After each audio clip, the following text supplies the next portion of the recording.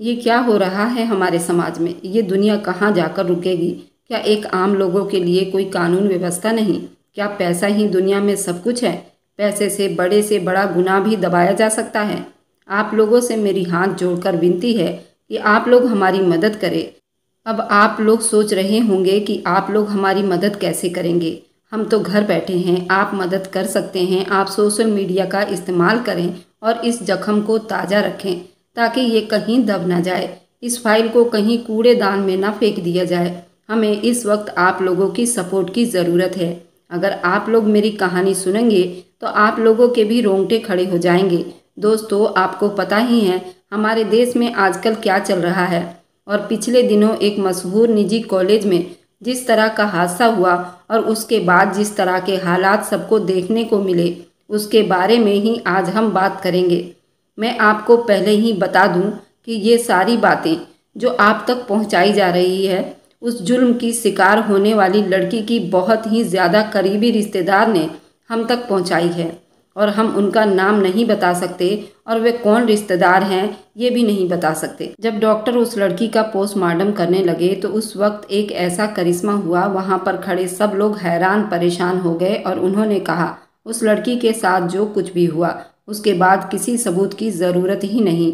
ये देखो, सबूत तो सबके सामने है, क्योंकि वहाँ पर जो हुआ वह ना आपने कभी सोचा होगा ना सुना होगा। ऐसा मंजर देखने को मिला, हम सब लोग हैरान रह गए। इसलिए उन्होंने हमसे बातचीत की और ये बात हम तक पहुंचाने की कोशिश की।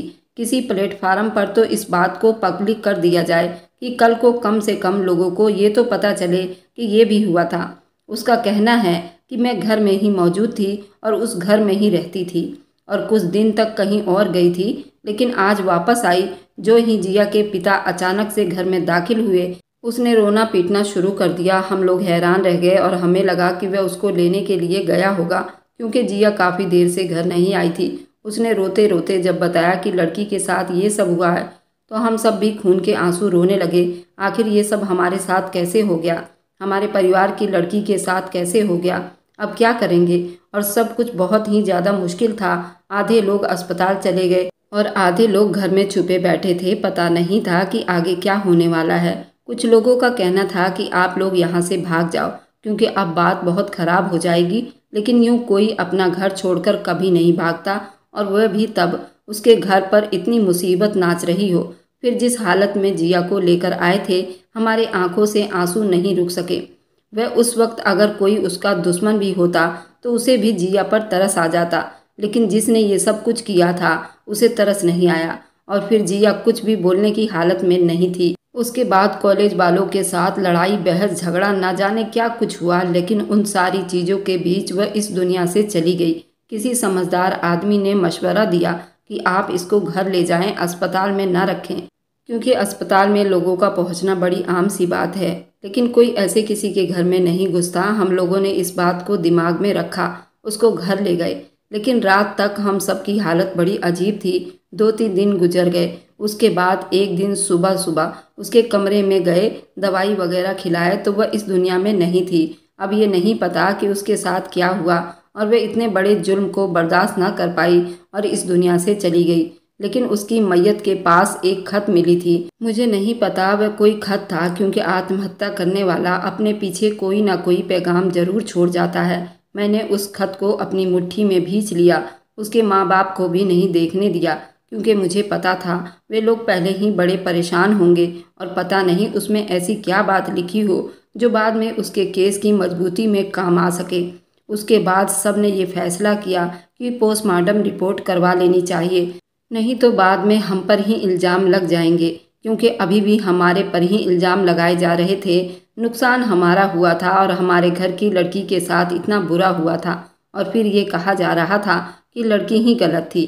कितनी अजीब बात है ना कि आपके साथ इतना बड़ा जुल्म हो जाए और फिर आप पर इल्ज़ाम भी लग जाए, आपको ही कसूरवार भी ठहरा दिया जाए और कोई साथ ना दे तो कितना बुरा महसूस होता है। कैसे एक पल में आपकी पूरी दुनिया बदल दी जाती है।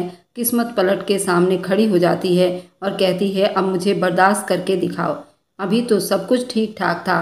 वह कॉलेज पढ़ने के लिए गई थी, फर्स्ट ईयर की स्टूडेंट थी, उसे ज़्यादा पता भी नहीं था और कॉलेज में नई आई है।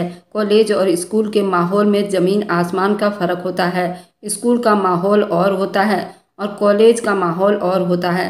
लड़कियों को एडजस्ट करने में थोड़ा टाइम लगता है, लेकिन अभी अभी तो एडमिशन हुए थे। ये कोई पुरानी बात तो नहीं थी। क्या उसे कॉलेज के हर कोने का पता होता या फिर हर एक आदमी के बारे में पता हो वो कैसा है? अगर वह किसी की बातों में आ गई तो उसमें उसका क्या कसूर है? फर्स्ट ईयर की स्टूडेंट की उम्र क्या होती है ये तो आप सब लोगों को पता ही होगा कि ये वही उम्र होती है जिसमें इंसान में कोई इतनी अकल नहीं होती कि उसे पता हो कि कौन इंसान कैसा है और क्या सोच रहा है, कि वह उसका चेहरा देखकर ही पहचान ले कि उसके दिल में क्या चल रहा है। मैं तो यही कहूँगी कि ऐसी उम्र में भी इंसान मासूम ही होता है, चाहे लड़का हो या लड़की। हमारे घर में तो मातम बीत चुकी थी, लेकिन हम लोग ये बात बाहर भी नहीं निकाल सकते थे। लेकिन ये मशवरा ठीक था कि पोस्टमार्टम करवा लेनी चाहिए। पोस्टमार्टम करवाने के लिए घर से ले जाना भी बहुत मुश्किल काम था। हो सकता है कोई हम पर नज़र रख रहा हो या कोई पीछा कर रहा हो। लोग हमसे उल्टे सीधे सवाल करते और इतना तो समझ आ गया था हमारे साथ कोई भी नहीं था सिवाय उन स्टूडेंट की जो इस घटना पर आवाज़ उठा रहे थे। वो वाकई अच्छे लोग थे जो अपने स्टूडेंट के लिए इंसाफ मांग रहे थे, लेकिन अभी उन तक भी ये बात नहीं पहुंची थी। सुनने में आया था धरना प्रदर्शन के बीच बहुत से लोग जख्मी हो गए, पर एक स्टूडेंट की तो जान भी चली गई। ये तो सुनकर ही दिल कांप गया था कि इसमें उस बेचारे का क्या कसूर था। उसके घर वाले भी तो हमारे जैसे परेशानी से गुजर रहे होंगे। खैर किसी तरह गाड़ी का इंतजाम किया और एक पोस्टमार्टम वाले सेंटर का पता किया जो प्राइवेटली ये काम करते थे। वहां पर जाने का इरादा किया और चुप से रास्ते में जा रहे थे तो मैं उस गाड़ी में थी जिसमें जिया भी थी। वह इस दुनिया में तो नहीं थी, मैं उसका चेहरा भी नहीं देख पा रही थी, लेकिन सोच रही थी कि बेचारी के साथ कितना बुरा हुआ। उसकी आंखों में सपने थे, वह कुछ बनना चाहती थी। वह नॉर्मल स्टूडेंट नहीं थी और अच्छी स्टूडेंट थी, हमेशा टॉप करती थी और अच्छे नंबर लाती थी। उसे अलग अलग एक्स्ट्रा एक्टिविटीज़ का भी बहुत शौक था। वह बहुत अच्छी स्पीच दिया करती थी, उसके बोलने की स्किल बहुत अच्छी थी और समझदार लड़की थी। लेकिन वह कहते हैं ना कि शायद अपने ही कुएं की मेंढक थी। पढ़ाई में भी अच्छी थी और एक अच्छी लड़की थी, लेकिन उसे ये नहीं पता था कि आजकल की ये दुनिया कितनी बुरी हो चुकी है और अच्छे लोगों के लिए तो ये दुनिया ही अजीब बन गई है। यहाँ पर अगर रहना है तो आपको खुद भी समझदार होना पड़ेगा, बल्कि मैं कहूँगी कि चालाक बनना पड़ेगा। मेरे साथ मेरा पति भी बैठा था, अचानक से उसका मोबाइल बजा। मैंने कहा क्या बात है? तो कहने लगा इस मामले में कोई खबर मिली है, रुको मैं बात कर लूँ। उसने जब बात की तो मुझे उसकी बात की समझ नहीं आई, क्योंकि मैं सिर्फ एक ही तरफ की बातें सुन सकती थी। लेकिन उसके बाद उसने मुझे ऐसी बात बताई, मैं हैरान रह गई। कहने लगा कि जो पार्किंग एरिया के आसपास सीसीटीवी कैमरे लगे हुए थे उनकी फुटेज मिल गई है। मैंने कहा कि फिर क्या फ़ायदा, उसको भी गायब करवा दिया जाएगा? तो कहने लगा नहीं, अभी वो फुटेज मेरे फ़ोन पर मौजूद हो जाएगी। मेरे पति का ऐसे कई लोगों से कनेक्शन था, तभी ये काम उसकी जिम्मेदारी में लगा दिया गया था कि वह इस मामले पर नज़र रखे। जिया के घर वाले तो बहुत डरे हुए थे, लेकिन फिर भी हम लोग अपने हिसाब से उनकी मदद करने की कोशिश कर रहे थे। अगर हम लोग मदद ना करते तो फिर रिश्तेदार किस काम के थे? वैसे तो रिश्तेदार ऐसे भी होते हैं जो ऐसे मामलों पर हंसते हैं। मैंने अपने पति से कहा कि कैमरे में क्या जिया की फुटेज आई है? कहने लगा कि बहुत ही खास वीडियो है। मैंने कहा क्या हम देख सकते हैं? उसने कहा कि किसी में भी देखने की हिम्मत नहीं, लेकिन मैं इस वीडियो को संभाल के जरूर रखूंगा। मैं अपने पति को बताना चाहती थी। मैंने भी एक सबूत इकट्ठा कर लिया। जब मैं उसे हल्का सा बताया तो वह कहने लगा तुमने ऐसा क्यों किया? मैंने कहा कि जिया की मम्मी पापा को किसी का फ़ोन आया था, वे बहुत ज़्यादा डरे हुए हैं और हो सकता है इस मामले से और भी ज़्यादा परेशान हो जाएं। तो उसने कहा कि ऐसा नहीं हो सकता। मैंने कहा कि आपको नहीं पता मामला कितना ख़राब है, इसलिए मैं अपनी तरफ से ये सारी कोशिश कर रही हूँ। उसने मुझसे पूछा फिर ये सब कुछ तुम किसको बताओगी? तो मैंने कहा किसी न किसी तरह लोगों तक पहुंचा दूंगी। देखा जाए तो उस वक्त हमारे पास दो अहम सबूत थे। एक उस सीसीटीवी कैमरे की फुटेज, क्योंकि सुनने में आया है जिस जगह पर जिया खड़ी थी वहां पर तो सीसीटीवी कैमरा लगे हुए थे, मगर जिस कमरे में उसे ले जाया गया था शायद वहां पर सीसीटीवी कैमरा नहीं थे। मगर मेरे पति को खबर मिली थी कि वहां पर भी एक कैमरा था। वह आदमी यही सोचकर वहां गया था, शायद उधर कैमरा नहीं होंगे, मगर कॉलेज के हर कमरे में कैमरा लगवाना कॉलेज वालों का काम है। अगर उन्होंने कोई कैमरा बंद किया होगा तो उसके लिए उनको जवाब देना होगा। वह फुटेज मेरे पति के नंबर पर आ जानी थी और मेरे पास भी वह कागज़ था जो जिया के मैयत के पास मुझे मिला था। अब न जाने उसके अंदर क्या लिखा हुआ था। अभी हम लोग पोस्टमार्टम के लिए जा रहे थे।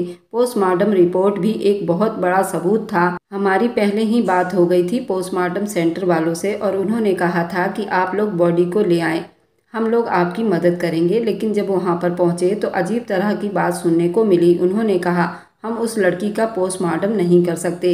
ये बात सुनकर हम सब हैरान रह गए कि अभी तो आप लोग कह रहे थे कि ले आइए तो मदद कर देंगे। आपको पहले भी तो पता था कि मामला कौन सा है। तब आप लोगों ने हमारी मदद करने की हामी भर ली थी, बल्कि एक्स्ट्रा पैसे भी मांगे और हम लोग पैसे देने को भी तैयार हैं। और अब आप लोग कह रहे हैं कि ऐसा नहीं कर सकते। आखिर क्यों? जिया के घर वाले तो गम से बेहाल थे। मेरा पति ही उनसे बात कर रहा था। वह बात करने में काफ़ी अच्छा था। उन्होंने कहा कि आप हमें चाहे करोड़ रुपए दे दें, लेकिन हम इस लड़की का पोस्टमार्टम नहीं करेंगे, क्योंकि हमने मरना नहीं है। मैंने भी लड़ना शुरू कर दिया। आप लोग ऐसा नहीं कर सकते और टाइम पर आप हमें धोखा नहीं दे सकते। तब मेरे पति ने मेरे कंधे पर हाथ रखा और कहा, ये लोग बिक चुके हैं और या फिर किसी ने डरा दिया है। तुम फिक्र ना करो, एक और जगह पता है, वहाँ चलते हैं। हम लोग हैरान थे कि उन लोगों को अचानक क्या हो गया था। शक्लों से भी डरे हुए लग रहे थे। पता नहीं हमारे साथ क्या हो रहा था। हमने सोचा भी नहीं था कि हमारे ऊपर इतनी बड़ी मुसीबत आ जाएगी और फिर वह मुसीबत एक ऐसा रूप धारण कर लेगी। पता नहीं किस किस नंबर से कैसे कैसे कॉल आ रहे थे। कुछ लोग सवाल कर रहे थे और कुछ लोग ये जानने की कोशिश कर रहे थे जिया जिंदा है या नहीं। लेकिन हम सब ने एक खुफिया मशवरा किया था। अभी हमने किसी को भी नहीं बताया था।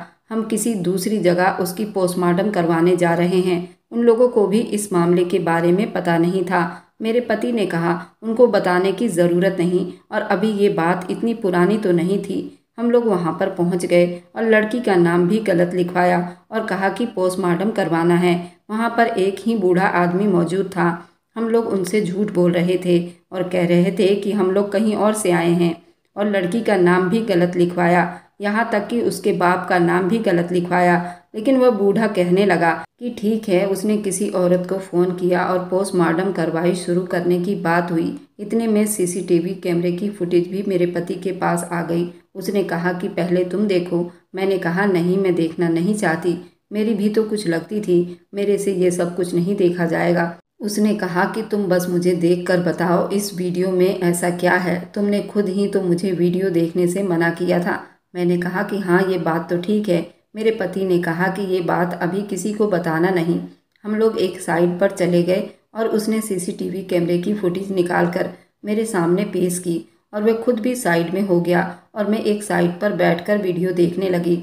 आपको पता है, सीसीटीवी कैमरा की फुटेज ज़्यादा क्लियर नहीं होती, लेकिन जिस इंसान से आपका संबंध हो, जो आपके परिवार का एक हिस्सा हो, आप उसको दूर से भी पहचान लेते हैं। मैंने भी पहचान लिया था और वह अपनी ही जिया थी, जिसमें साफ नज़र आ रहा था वह आराम से वहाँ से जा रही थी जब उस आदमी ने उसे खुद रोक कर फिर उसके साथ कोई बात करने लगा। जिया के चेहरे पर थोड़ी मुस्कुराहट भी थी और शायद इसलिए कि वह एक हंसमुख लड़की भी थी। वह अच्छे तरीके से बात कर रही थी। फिर वह दूसरा आदमी कहीं चला गया और जिया खड़ी होकर इंतज़ार करने लगी। काफ़ी देर की फ़ोटो लंबी थी जिसमें वो बस खड़ी होकर इंतज़ार कर रही थी, और उस बीच एक लड़की उससे मिलने के लिए भी आई जिसने इस तरह का यूनिफॉर्म भी पहन रखा था। 2-4 मिनट वह उसके साथ बातें करती रही और फिर वह भी चली गई। फिर उसके कुछ देर के बाद मैंने देखा जिया अपना बैग उठाकर वहाँ से जाने की तैयारी में थी। जब वह गार्ड फिर से वहाँ आ गया, फिर कोई बात हुई और उसके पीछे पीछे चल पड़ी। मुझे लगा कि अभी ये फुटेज आगे भी होगी, लेकिन आगे फुटेज नहीं थी। मैंने अपने पति को ये बात बताई तो वह भी हैरान रह गया। उसने कहा, ये फुटेज तो आधी है, लगता है उन लोगों को भी डरा दिया गया है। मेरे पति ने फौरन बात की और कहा कि तुम्हें पूरी फुटेज भेजने के लिए कहा था। तुमने मुझसे इस काम के लिए भी पैसे लिए थे, जबकि पैसे नहीं लेने चाहिए थी। उस आदमी ने मुझसे बड़ी बदतमीजी से बात की। उसके बाद उसने फ़ोन काट दिया। मेरे पति ने कहा कि लगता है ये आदमी भी बिक गया है। मैंने अपने पति को भी वह पूरी वीडियो दिखा दी, क्योंकि उसमें ऐसा वैसा कुछ था नहीं। हम दोनों ने जब मिलकर देखा, वह कहने लगा, तुम्हें ऐसा नहीं लगता कि जिया का केस किसी और तरफ मोड़ने की कोशिश की जा रही है? मुझे ऐसे ही लग रहा था, क्योंकि ये फुटेज ऐसे ही लग रही थी जैसे जिया खुद उसके साथ में पहले बात करती है, अच्छे तरीके से पेश आ रही थी और उसके साथ हंसी मजाक की बातें कर रही थी। और फिर वह आदमी वहाँ से चला गया और जिया उसके पीछे पीछे गई। ये बात कुछ अजीब सी लग रही थी। मुझे लग रहा था उस फुटेज को गलत दिशा में ले जाया जा रहा था। वे लोग हमारे घर की लड़की पर इल्ज़ाम भी लगा सकते थे कि ये खुद उसके पीछे गई थी। मामला बहुत खराब हो गया। इसी तरह होता है, जब इस तरह की कोई बात सामने आती है तो हर इंसान, चाहे वह अच्छा हो या बुरा, वह ऐसे ही बुराई को खोजने की कोशिश करता है। सारी गलती लड़की की तो नहीं थी, पर अगर लड़की की गलती ना भी थी तब भी उसको गलत बना दिया जाता। हाँ, पर तो मामला क्लियर नहीं था। अगर जिया खुद वहाँ चलकर गई थी तभी ये मामला उसके खिलाफ नहीं था। दूसरी बात ये कि लोग इस बात को कई रंग दे सकते हैं। शायद वह खुद ही गलती पर थी और फिर उसने शर्मिंदगी में आकर खुद को ख़त्म कर लिया। मुझे ये कहते हुए बहुत ही अफसोस हो रहा है। आप लोगों को पढ़ते हुए सुनते हुए भी अफसोस ही हुआ होगा कि इस दुनिया में क्या कुछ नहीं होता। यहाँ पर इंसान के ऊपर आई हुई मुसीबत को उसके किस्मत का लिखा बना दिया जाता है। जब किसी के साथ कुछ बुरा होता है तो कहा जाता है कि ये उसी की सज़ा है। मेरे यहाँ भी औलाद नहीं थी, जबकि शादी को काफ़ी साल हो गए थे और मैं जिया को ही अपनी बेटी समझती थी, क्योंकि वह हमारे घर की सबसे छोटी लड़की थी। मुझे भी लोग कहते थे कि उसने किसी का दिल दुखाया है या कोई बड़ा पाप किया है, इससे तभी तो भगवान ने इसको औलाद नहीं दी। अगर किसी के साथ कुछ बुरा हो रहा है तो वह उसकी सज़ा नहीं होती, वह उसकी परीक्षा भी तो हो सकती थी। लेकिन लोग इस बात को क्यों नहीं समझते? जब खुद पर पड़ती है तो फिर उनको पता चल जाता है। कहते हैं कि बस मुश्किल वक्त है, परीक्षा है। खुद पर पड़े तो परीक्षा हो जाता है और किसी और पर मुसीबत पड़ जाए तो उसकी सज़ा बना दिया जाता है। आप लोग इस बात से अंदाज़ा लगाइए कि हम कितने घटिया समाज में जी रहे हैं और इसी समाज में हमारे बच्चों ने बड़ा होना है। पता नहीं उनका क्या होगा। पोस्टमार्टम शुरू हो चुका था, वह तो हमें पता था, लेकिन हमें ये नहीं पता था थोड़ी देर के बाद अंदर से उस औरत और उस आदमी के रोने और चीखने की आवाज़ आ जाएगी। जब हम लोगों को ये आवाज़ें आने लगी तो हम लोग भी अंदर जाना चाहते थे, पर दरवाज़ा अंदर से लॉक था। थोड़ी देर के बाद वे लोग बाहर आए और हमने पूछा कि क्या हुआ, तो कहने लगी कि पोस्टमार्टम हो गया, रिपोर्ट भी अभी आपको लिख कर दे देंगे। वो लोग कहने लगे, आपने हमसे झूठ बोला, ये तो वही लड़की है जिसके बारे में खबरें सोशल मीडिया पर चल रही है। मैंने कहा कि हाँ, लेकिन हम लोग मजबूर थे, कोई भी हमारी मदद करने को तैयार नहीं था। जिस दरवाजे जाते वह दरवाज़ा बंद कर दिया जाता। पैसे देने की भी कोशिश की, जबकि हम लोग खुद मजलूम हैं। फिर भी हम लोगों ने रिश्वत देने जैसा काम किया कि चलो हमारा काम हो जाए, लेकिन कोई हमारी मदद नहीं कर रहा था। आपको क्या बताएं कि लोगों के ऐसे ऐसे चेहरे देखें कि अब इंसानियत के ऊपर से भरोसा ही उठ गया, इसलिए झूठ बोलकर काम निकालना पड़ा। वह कहने लगे, हमें इस बात से कोई समस्या नहीं कि आप लोगों ने झूठ बोला है। आपने अच्छा किया, शायद हम लोग आपकी मदद ना करते, लेकिन अब इसको देखने के बाद हम ये बात तो समझ ही गए कि जिन लोगों ने भी आपकी मदद नहीं की वे सब के सब भगवान की पकड़ में जरूर आएंगे। मैंने कहा कि क्यों, ऐसा भी क्या हुआ और आप लोग चिल्ला क्यों रहे थे? तो उन्होंने कहा कि रोते चिल्लाते नहीं तो और क्या करते, एक कम उम्र की मासूम लड़की जिसके साथ ये सब कुछ हुआ। मैंने कहा कि क्या हुआ, लेकिन क्या आप लोगों को कुछ और भी पता चला है? तो उन्होंने हाँ में सर हिला दिया और कहा, हाँ, हमें और भी कुछ पता चला है जो हम आपको बताना चाहते हैं। मैंने कहा कि लड़की की माँ बाप को नहीं बताइएगा, मुझे ही बता दें। तब उन्होंने ऐसी बात बताई, मेरे आंखों से आंसू निकल आए। मेरी हालत बहुत बुरी होने लगी। मेरे पति ने मुझे सहारा दिया। मैं भी पागलों की तरह रोना चाहती थी और चिल्लाना चाहती थी। ये किसी और की खबर भी होती तब भी आंखों में आंसू आ जाते। ये तो हमारे घर की बात थी और जिया को तो मैंने अपनी औलाद की तरह समझती थी।